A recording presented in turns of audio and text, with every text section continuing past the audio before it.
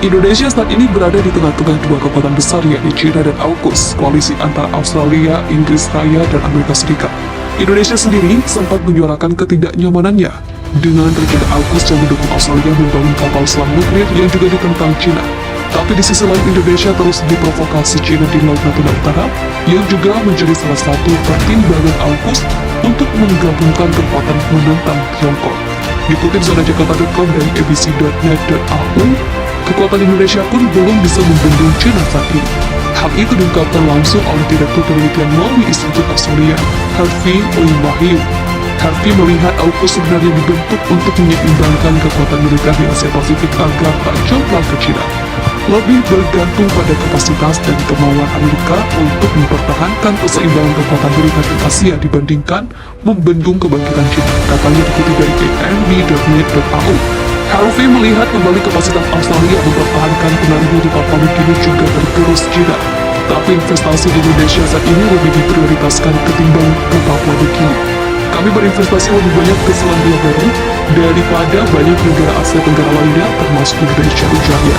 Tujuan investasi ini jelas agar Indonesia setidaknya netral saja dalam urusan AUKUS versus China. Karena sekali lagi Indonesia mempunyai kemampuan militer menyaingi China. Namun demikian dicatat Indonesia seperti semua tetangganya di Asia Tenggara tidak memiliki kekuatan militer yang diperlukan untuk menghadapi China, kata Harvey.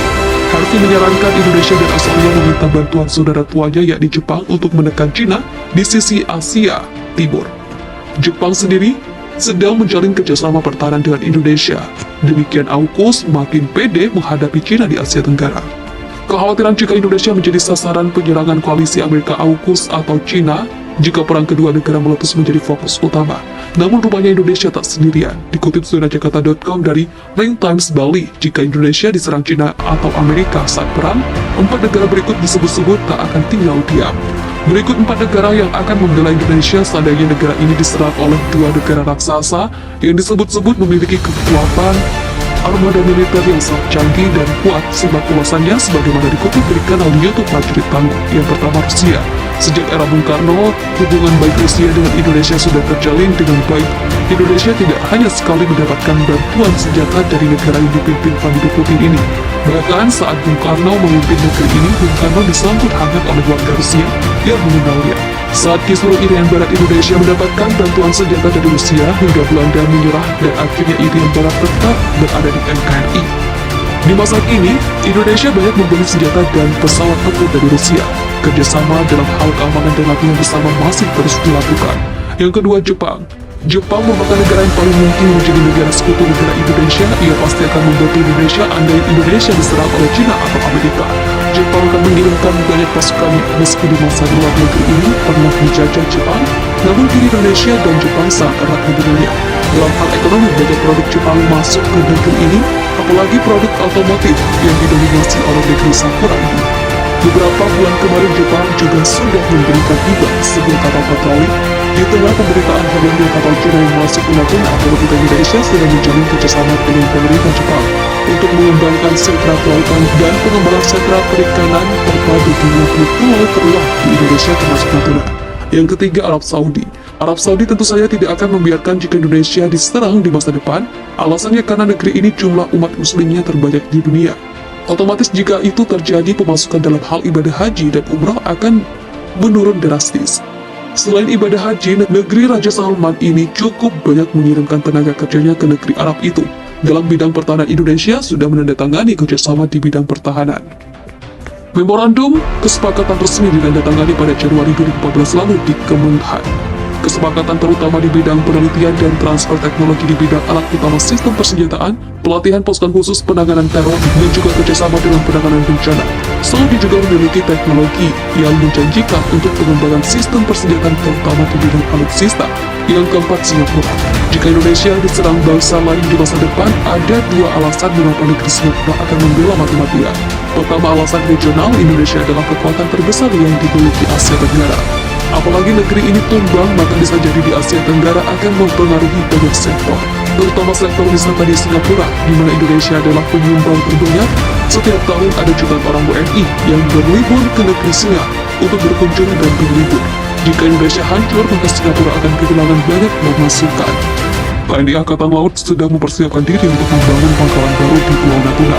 Wilayah Natuna memang sudah selayaknya mendapat penjagaan ketat dari TNI dan Bakamla, karena daerah ini rawan terjadi konflik dan merupakan salah satu perbatasan terluar di Indonesia.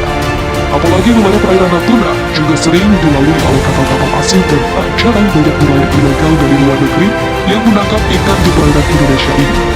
Konflik di Natuna juga rawan memanas akibat adanya klaim sepihak oleh China yang bersikeras bahwa Laut Natuna Utara adalah merupakan wilayah negara mereka berdasarkan klaim dari Gasland. Dikutip dari Jakarta dari laman TNI AL, pihak-pihak yang berkepentingan sudah melakukan survei pembangunan pangkalan baru di Pulau Natuna pada Rabu lalu. Dalam kegiatan survei tersebut dihadiri langsung oleh Wakil Asisten Logistik Kasal, Laksamana Pertama TNI Rahmat Hartoyo beserta tim Mapsal, dan didampingi Danlanal Ranai Kolonel Laut P. Dovir.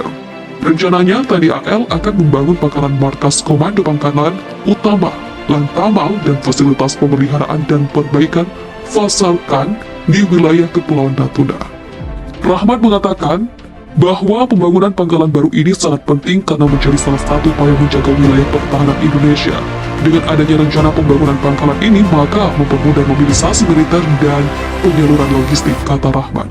Selama survei berlangsung, tim perwakilan dari TNI AL mengunjungi beberapa desa antara lain Desa Cembaga Selatan, Kecamatan Bunguran Selatan, Desa Sabang Mawang, dan Desa Sabang Mawang Barat, Kecamatan Pulau Kiki, Kabupaten Natuna, serta meninjau beberapa pembangunan sarana perkantoran dan prasarana berupa water treatment, proyek ribut SCR, fas lampu di Selat Lampa Natuna, meninjau JWT, ground water tank di Sabang Mawang, markas Komando Wales dan Rumdis Lanal Manai, serta mat kokpit komposit marinir.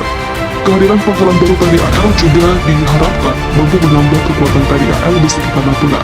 Hal ini juga merupakan perwujudan dari program prioritas Kepala Staf Angkatan Laut Kasal, Laksamana TNI Yudo Margono dalam melaksanakan pembangunan dan peningkatan sarana prasarana pangkalan TNI AL. TNI AL bekerjasama dengan jajaran TNI Matra lain dan Bakamla untuk menjaga kedaulatan bangsa Indonesia di wilayah perbatasan terluar wilayah Natuna.